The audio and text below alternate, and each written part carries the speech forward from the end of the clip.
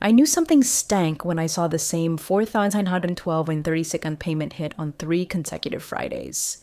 Each memo marked Plaza 77 Facilities Coordination.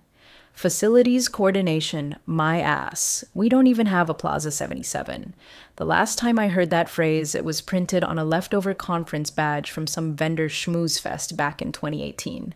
But here it was, again and again, draining just under the $5,000 review threshold like a lazy thief tiptoeing across the approval floor.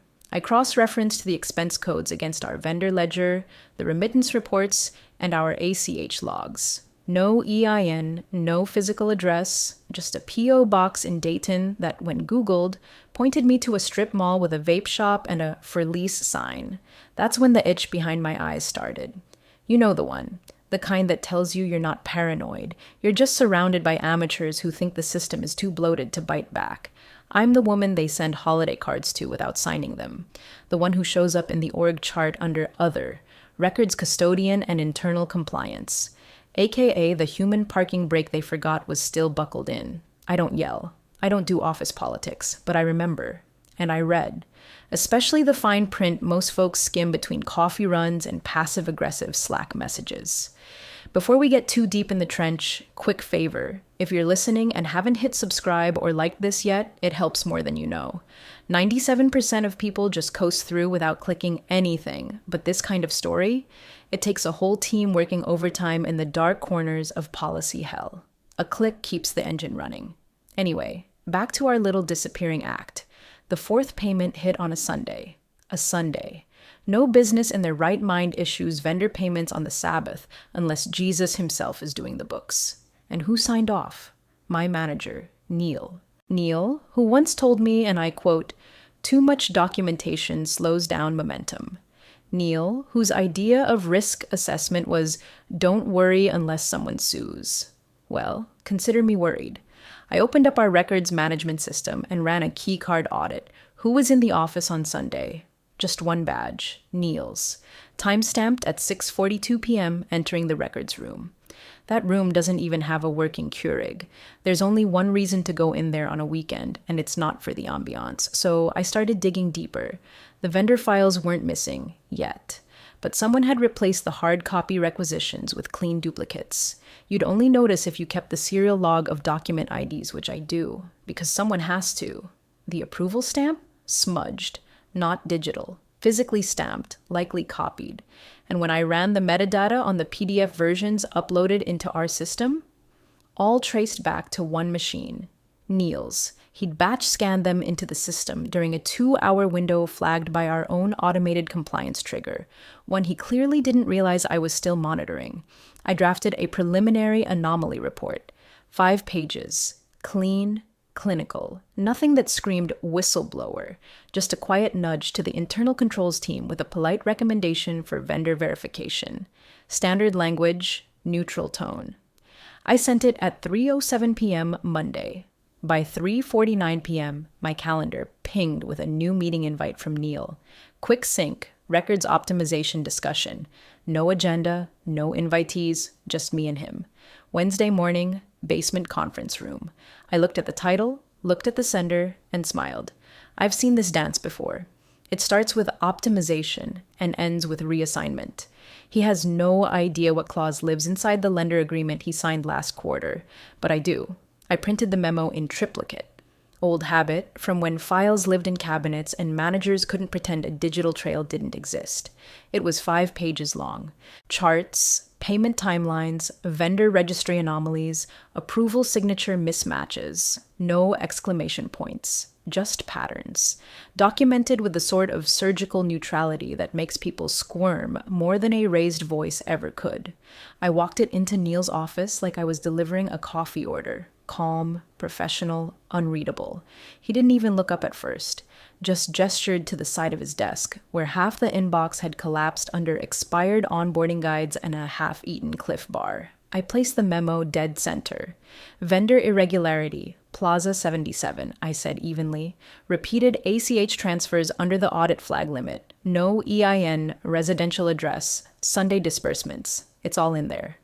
He blinked once, still scrolling through whatever spreadsheet he was half ignoring me for, and finally turned to glance at the cover page. Then he chuckled, actually chuckled, and said, Jesus, you compliance folks really do love a conspiracy theory. Did you highlight anything in red ink or just scream into a pillow before sending this? I didn't flinch. It's a standard anomaly escalation. Procedure calls for internal freeze on related vendor activity until verified. He waved a hand like he was swatting a mosquito.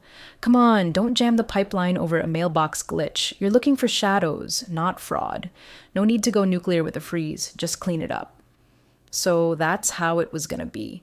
By end of day, I routed a formal hold notice through legal and our ERP system, flagging all Plaza 77 payments pending verification. Tagged finance, tagged procurement, tagged Neil. No editorial, no accusation, just the system executing protocol. Next morning, I was CC'd on a Slack thread I was never supposed to see. HR had forwarded the hold notice with a one-line message to Neil. Is she always this rigid? Creating friction for no reason could be a coaching issue. A coaching issue. That's what you call it when a woman enforces the protocols you sign and ignore. 2 hours later, I had a calendar invite from HR. Performance check-in. No subject, no prep doc, just looping in to support alignment on org values. Sure, I smiled at my screen like it owed me money. I didn't respond. Instead, I walked to the file vault, opened the red ledger I hadn't touched in 2 quarters, and flipped to the index I wrote in pencil the day our CEO started cozying up to lenders. Rider 19B, integrity escrow, my clause, my negotiation, my signature. It was tucked into the financing package they used to secure $118 million from Arrow Bay Lending Group last year. A conditional escrow held for audit cleanliness, triggered instantly if any named custodian, me, was reassigned, demoted, or interfered with during an open fraud review. I even remembered the meeting where I talked our GC into it. Redundancy is not paranoia. It's insurance for the honest ones. No one in that room thought it would ever matter. I pulled the digital version from our archive, copied it to my encrypted drive, then emailed it to myself with the subject, Per Policy 19B, Contingency Review. No one saw it but me. No alarms, no red flags, just a record, just receipts. That evening, Finance pushed Plaza 77's next payment live, despite the freeze flag. I tracked the override in the log, done manually, by Neil. At 7:13 p.m., that's when the anger stopped being theoretical. That's when it narrowed into something colder, not because of the fraud. That's garden variety in a place this big, because he thought I'd bark and back down like every other time he steamrolled policy with a smirk and a shrug. This time, the paperwork has teeth, and it already bit. Neil called it a reset opportunity. That's what he said as he folded his hands across his chest like a camp counselor trying to hide the stink of gasoline on his boots. We're looking at how to better align roles with current departmental energy, he added, in the tone of a man who once said synergy and meant it. I just sat there. Let the silence hang. Silence makes weak people itchy. So, he went on, we're going to temporarily shift you to basement archives. It's not a demotion per se, more of a perspective alignment. You'll be focusing on legacy records and off-network assets. Good fit for your skills. Less friction for the team. Translation. They want me underground, cut off, somewhere I can't watch them torch the place with bad invoices and dumber lies. I tilted my head. Just to clarify, I said, voice syrupy and smooth, are you initiating a role reassignment due to performance concerns or behavioral alignment? His ears pinked. He hated when I got precise. He hated it more when I pulled out a notepad and uncapped a pen. No, nothing disciplinary, just a realignment. Organizational fluidity. I nodded like I was being sold a timeshare. Got it. Then, for audit clarity, I'll need that in writing. Title of the revised role, scope, reporting line, effective date. If it's not disciplinary, then we can file it under structural reassignment and log it with HR as such. He flinched, realized he'd wandered too far into the legal woods without breadcrumbs. I mean, sure, he mumbled. We can put something together. Just don't make it weird. I smiled. Neil, I don't make anything weird. I just write things down. He sighed. Fine. HR will get you something by EOD. I walked out without a word and made 2 stops. First, the server room. Downloaded a clean copy of Writer 19B onto an encrypted flash drive and emailed it quietly to my personal address. Subject line, Custodian Writer Lending Safeguard for Records. Second stop, the coffee bar, where I booked a 15-minute neutral check-in with our Aero Bay rep under the pretense of contract lifecycle questions. They always book neutral calls, because if you yell fraud too soon, everyone pretends you're hysterical. Back at my desk, I called the bank officer directly. Voice low, tone light. Quick question, I said, sipping cold brew like it was communion. I'm reading through our escrow writer again, Writer 19B. Just want to confirm, hypothetically, if the named custodian is reassigned, demoted, or obstructed during an open fraud review, that's considered interference, yes? There was a pause. Then a quiet, professional. Correct. The integrity trigger is automatic. Escrow would begin transition protocol immediately. And that trigger doesn't require proof of malice, just the reassignment itself. Correct again. Intent is irrelevant. Chain of custody is key. Perfect. Appreciate the clarity. I hung up. Dragged Neil's meeting invite into my legal folder, then opened the compliance system and reviewed the hold I'd logged on Plaza 77 again. Still active, still ignored. I looked at the wall clock. It was 3:26 p.m. I had 34 minutes to read every line of my own reassignment before they slid it under my nose like a bowl of warm slop. What they didn't know is that the moment Neil signs that paper and I step 1 foot toward that basement, he's not just triggering a policy, he's opening the vault, and I'm the only one with the key. They thought I'd go quietly, accept my basement exile, and spend my days alphabetizing decades-old paper trails like a good compliance ghost. What they forgot is that ghosts remember everything. And I still had 2 days of full access, plus a company laptop with more open doors than a carnival funhouse. So while Neil was busy measuring me for a filing cabinet coffin, I got to work. I started with payment logs, plucking every Plaza 77 invoice out of the system and matching it to the finance run dates. The pattern was ugly and simple. Same bank account, same rounded down amounts, all logged just under the review trigger for vendor disbursements. But the real fun began when I overlaid approval timestamps with keycard logs from our security vendor. Neil's badge showed up in the building after hours 5 different times in the last 6 weeks, each within 24 hours of a Plaza 77 invoice being approved. His login hit the financial system minutes after midnight. He wasn't subtle. He was lazy. People like Neil think the world's too busy to notice patterns. They forget some of us get paid to notice them. I dropped those access logs into a folder labeled Temporal Correlation Fraud Timeline, AF. Then I cracked open our vendor registry, hunting for the entry behind Plaza 77. It was buried under a shell account, listed as Facilities Support External. Mailing address? 2239 Leonard Saint, not a suite, not a commercial ID, just a number. I flagged it. Then I pinged Mia, junior payroll analyst 2 floors up, sharp as a tack and twice as fast. I asked if she'd ever seen anything odd tied to that vendor. 5 minutes later, she swung by my desk with a post-it and a frown. "That's not a vendor address," she said, sliding the note over. "I mapped it once when I couldn't get tax info for year-end rollovers. It's a mailbox rental place in Fairborn. And this," she pointed at the corner, "is a UPS store suite number, totally unverified." "Anyone else ask about it recently?" She shook her head. "Just you." I nodded. "Keep this between us for now. You didn't see anything. I was never here." She gave a tight smile. "Sure thing. I don't trust him either." I didn't ask who him was. I didn't have to. From there, I dug into the shred log. Every secure bin in the building tags badge access when opened after 6 p.m. It's supposed to be a compliance precaution, but most people don't know it exists unless they work records. Neil's badge showed 3 entries, each the night before a major finance upload for Plaza 77. When I requested the bin's auto-feed history, I found the matching serial IDs of documents shredded that week. Some of them matched the unshredded backup copies I'd preserved during our last records audit.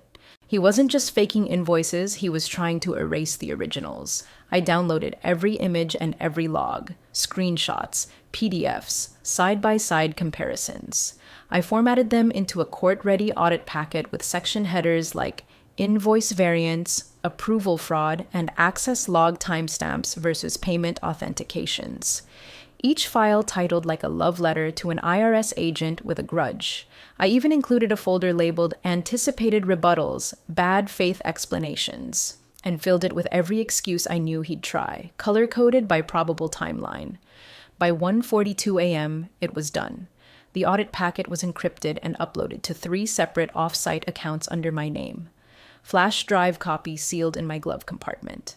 One hard copy burned to a CD, yes, a CD, and slid into the back cover of an old HR compliance binder on my bookshelf, labeled Wellness Survey 2019. Let them fire me. Let them erase my login. They'd need a backhoe to dig up all the pieces. They moved me underground, but I'm the one who knows what's buried, and by the time they realize what I've unearthed, I'll already be holding the deed to their oxygen supply. The clause didn't whisper. It screamed. Rider 19B. The named custodian may not be reassigned, removed, or otherwise impeded in their duties during any active audit or internal review. Breach of this condition shall trigger immediate transfer of escrow assets to the designated remediation trust administered by said custodian. No wiggle. No maybe. No room for legal ballet. The named custodian was me. My signature, printed next to the CFOs and the GCs when the rider was tacked onto our lending agreement last spring, buried in the weeds of a $400 pre-financing package from Arrow Bay. The lenders had insisted on compliance protections. The board didn't want to delay closing. I was the compromise. Now I was the trigger. That morning, I reviewed the rider with the kind of clarity you only get after rage burns off and leaves behind steel. Escrow amount. $118 million, held contingent upon clean internal controls and unimpeded audit review. If triggered, the funds would leave company control and flow into a legal trust governed entirely by the custodian, me, for independent investigation and remediation oversight. Neil didn't read it, or maybe he did and assumed I wouldn't remember. He didn't know I wrote it. I leaned back in my chair, opened our message archive, and searched for keywords. Compliance issue, Plaza 77, records, a dozen hits. But the jackpot? An email from our CFO to Neil, timestamped 2 days after I filed the initial hold notice. Subject, Plaza payments, squeaky wheel. Body, just quiet the compliance guy and get us across the finish line. We'll handle the cleanup after closing. A forwarded copy of that email, placed beside Neil's keycard shred logs and payment overrides, completed the picture. The timing was perfect. The intent was obvious, and now, legally, irrelevant. They interfered. I didn't need to prove motive, just show the chain. I printed the rider, highlighted the trigger clause in yellow, paperclipped it to a fresh copy of the realignment notice they were about to finalize. Then I sent a meeting request to Neil and HR. Subject, Finalization of role. Adjustment. Please bring physical documentation for reassignment confirmation and sign off per records protocol. I will countersign for audit continuity. While I waited, I scheduled a second meeting, this one with Arrow Bay's escrow officer. No title, no explanation, just a calendar block. Custodian check-in and 19B protocol inquiry. I didn't need their permission to trigger the clause, but I sure as hell wanted the paperwork polished when I did. Then I did one more thing. I opened my private folder, the one labeled Break Glass. Inside was a template affidavit pre-drafted months ago, just in case. A statement of custodial interference, document control obstruction, and fraud concealment attempts. I changed the date. I updated the events. I saved a copy with today's timestamp. Then I shut my laptop, stood, and straightened my jacket like I was heading to a job interview instead of a staged burial. They were going to sign that form, because they thought paperwork was just admin. But this paperwork? This was a loaded gun with their names etched into the barrel, and I was done whispering. They booked the room like it was just another HR fire drill, small, cold, and 3 floors above my usual route. Neil sat at the head of the table, pretending to look busy with a packet of papers in front of him, shuffling like he wasn't already sweating through his overpriced sport coat. HR rep to his left, legal to his right. I walked in holding nothing but a Pilot G2 pen and the clause they never read. "Thanks for coming," Neil said, like we were about to split an appetizer. I nodded. You wanted to finalize the reassignment? He slid the paper across the table, 2 pages stapled at the top. Effective immediately, you'll transition to basement records oversight. All digital access will be reviewed pending departmental reconfiguration. I let the silence stretch, watching the words hang in the air like cheap air freshener over a crime scene. Of course, I said softly, we'll need this documented properly. I turned the form back toward me, uncapped my pen, and began reading, slowly, aloud, every word, every bullet. They shifted in their seats when I reached non-disciplinary reassignment, and Neil tried to interject. Is this really necessary? Standard protocol, I replied without looking up. For audit clarity. Page 1 signed. I turned it. Page 2. This one too, please. Initial here, here, and full signature at the bottom. Neil scrawled his initials like a man who'd already booked the celebratory round at Applebee's. I clicked the pen closed, folded the form in half, and placed it gently into my binder. Then I pulled out my phone. Dialed.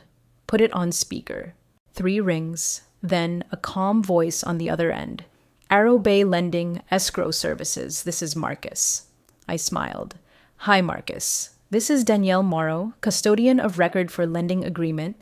Brabruloy 4431, Hollingsworth Holdings. Hello, Ms. Morrow. I'm calling to formally confirm a reassignment. Effective immediately, I've been demoted from my oversight position during an active internal fraud investigation. All documentation has been signed. I'd like to proceed with activation of Rider 19B. A short pause. The sound of keyboard strokes on the other end. Thank you, Ms. Morrow. Confirming. Yes, your custodian designation is active. Please hold one moment while I begin the protocol steps. Neil sat frozen. HR blinked like she was watching someone calmly flip a table without touching it. Legal finally leaned forward, voice suddenly tight. Danielle, maybe we could take a moment to... Too late, I said, still smiling. Rider's already live. Time-stamped signature, active fraud hold, named custodian reassigned without lender consultation. It's math. Marcus returned. Thank you for your patience. We're notifying the board per lender protocol. Funds will begin transition procedures unless halted by formal resolution, ratified and signed, within the compliance window. Shall I keep the line open? Yes, I said. They might want to hear this. Neil's lips moved, but nothing came out. Just the soft wheeze of a man who thought paperwork was optional until it started draining his oxygen. HR finally whispered, What? Funds? I turned to her slowly. The $118 million in contingent escrow your CEO secured last March, held on condition of internal controls, now fully subject to Rider 19B, which triggers upon interference with the named audit custodian. She looked at Neil. He looked at me. I held up the signed form like a trophy. And here's your interference, fully documented, fully enforceable. Marcus cleared his throat gently over speaker. Would you like me to loop in corporate counsel or wait for board acknowledgement? Wait, I said, eyes still on Neil. They'll come to us. And they would, because now the fuse was lit, and I was the match they thought was paperwork. The board call hit at 7:41 a.m. sharp. No one bothered with pleasantries. Video off, audio crisp, voices clipped. Half the directors were still sipping their coffee when legal jumped in first, trying to shove the genie back into its bottle with a legal pad and a straight face. This was never meant as punitive, he said, like that somehow erased a wet ink demotion form. There was no malicious interference. It was an internal adjustment, temporary, pending departmental needs. I let him finish. Then I reached for the copy of Rider 19B, held it close to the mic, and read it aloud with the same rhythm I use for bedtime stories I don't want to repeat. Clause 4. Intent of reassignment or obstruction is immaterial. The occurrence of interference, as defined by role limitation, access restriction, or physical relocation, shall activate this rider. Silence. Then the faint clink of someone setting down a mug with a shaky hand. Marcus, the Arrow Bay officer, came back on the line, calm as a glacier. That matches our interpretation. Rider 19B is currently live. Escrow funds are in active transfer staging. HR tried to edge back in. We're more than willing to reinstate Danielle to her former post. There's no reason we can't reverse the form. No, I said simply. You can't unpull a trigger, and I'm not returning to any post. This isn't about going back. It's about not going further into the fire with your eyes closed. Neil was quiet. For once, thankfully. Then there was a knock at my open office door. Mia, the junior payroll analyst, stepped in, pale but determined, holding a clear zip-top bag full of shredded paper. Her voice was barely above a whisper. Found this in the secure bin late last night, all tagged with Neil's badge ID. Same days as the Plaza 77 approvals. She placed it gently on my desk. Also, the auto-feed logs are still on the bin's internal drive. IT pulled them before the sweep. I nodded once. She left just as quietly. Back on the call, I held up the bag of confetti for the camera. Just for everyone's records, here's your intent. Shredded invoice drafts, destroyed outside protocol, aligned to fraudulent disbursements and a falsified vendor. The log backs it up. A heavy breath on the line. Someone, probably the audit chair, muttered, "Jesus." I sat straighter, cleared my throat, and laid it out flat. I don't want a reinstatement. I'm not interested in optics or clean HR language. I want operational independence. A new unit reporting directly to the board, full budget authority over fraud remediation, mandatory compliance training for every executive VP and above, quarterly, and most importantly, a formal no retaliation clause with teeth. Termination of any custodian or whistleblower during an active audit must receive prior written consent from both the lender and insurance underwriter. Marcus's voice slid in again, smooth as ever. These conditions seem both reasonable and materially aligned with our escrow objectives. Would the board like to counter or proceed with release? No one answered. Just the low hum of dread through speakerphones across 3 time zones. Clock's ticking, I said, not unkindly. Once that wire hits the trust, the rules change. You'll still have access, but you'll be renting the solution from me, your own cleanup, least. More silence. Then legal exhaled. We'll draw up the amendment language, interim agreement to be sent by noon. I nodded. I'll review it. We can reconvene in my new office when it's signed. Which is? HR asked. I smiled without showing teeth. Basement. Where you left me. Only this time, I'm not the one boxed in. They came down like it was a peace mission. Legal, HR, and a man in a blazer I'd never met before. Probably a fixer flown in overnight with just enough plausible deniability to smile while offering me a title and a parking space. They stood awkwardly in the cinder block hallway outside records, the fluorescents flickering like even the lights didn't believe them. We'd like to make this right. Legal started, already sweating. A revised offer, Director of Archival Oversight, full reinstatement, executive parking tier, and a performance bonus pending final audit results. I didn't look up from my monitor. Director of Archival Oversight? I said. Deadpan. Catchy. Does it come with actual authority or just a different color badge? He cleared his throat. Well, your reporting line would still fall under Neil. Stop there, I said. If Neil's name appears anywhere above mine, we're done. HR flinched. I pushed the binder across the desk toward them. Here's what's real. I triggered a live writer with lender enforcement weight. You can't unsign that form. You can't stuff shredded invoices back into drawers. And you sure as hell can't appease me with parking spots and buzzwords. They stood still, blinking, like mannequins who forgot how people work. You want this fire contained? I said. Then these are the terms. I pulled out a page from the binder, pre-drafted, bullet-pointed, notarized by policy itself. 1. A new independent compliance unit reporting directly to the board, not through Neil or any operations head. 2.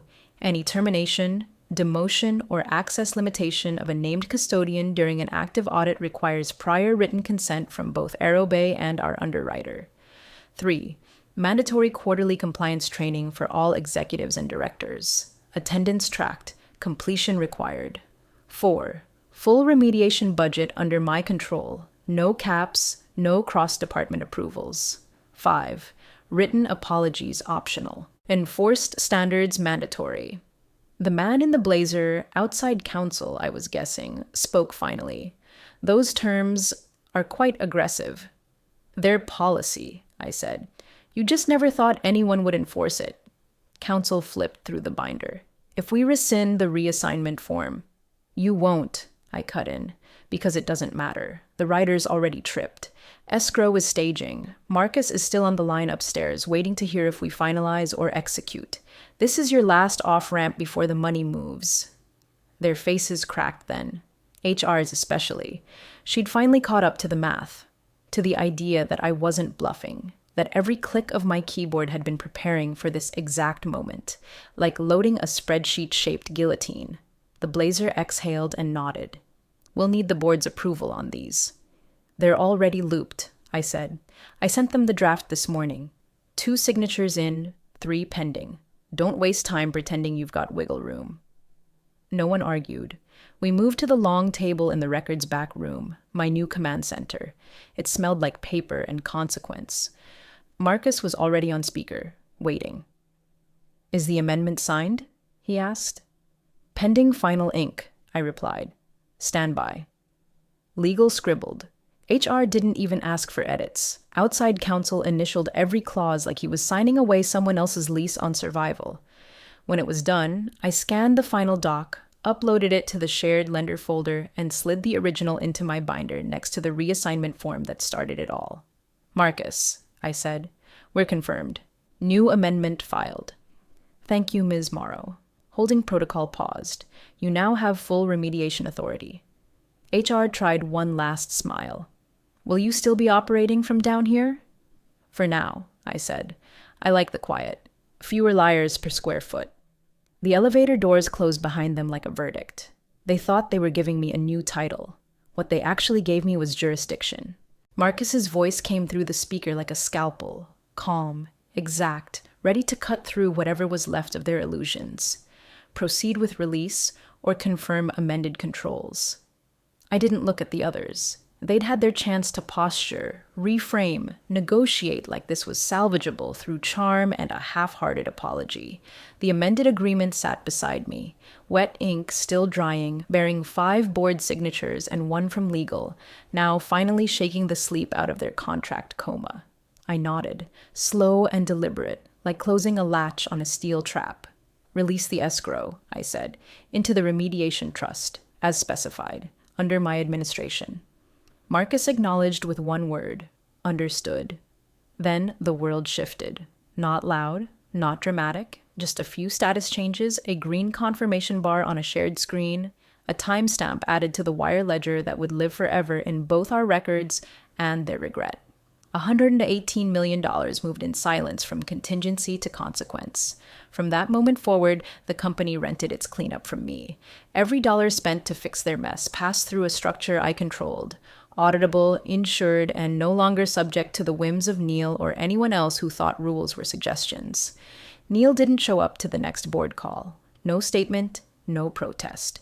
Just a quiet line in the minutes. Reassigned, external archival support.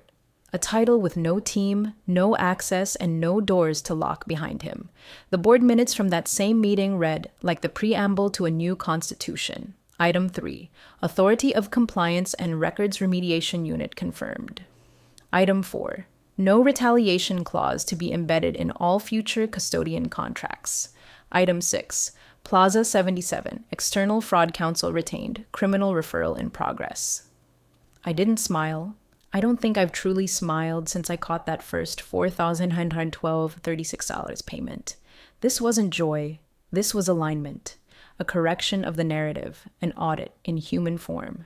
The next morning, I walked into my basement office, now labeled Remediation Command, and pinned Neil's signed demotion form to the whiteboard with a red magnet labeled Almost.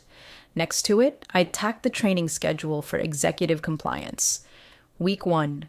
Whistleblowers, custodians, and the paper trail you thought you could eat. I poured a fresh cup of coffee, checked the trust account ledger, emailed Marcus a thank you. Then I ran a diagnostic on the new controls interface I'd installed, one I built myself, with every function logged, encrypted, and backed up 6 ways to Sunday. They wanted me buried, so I built the elevator, and I keep the only key.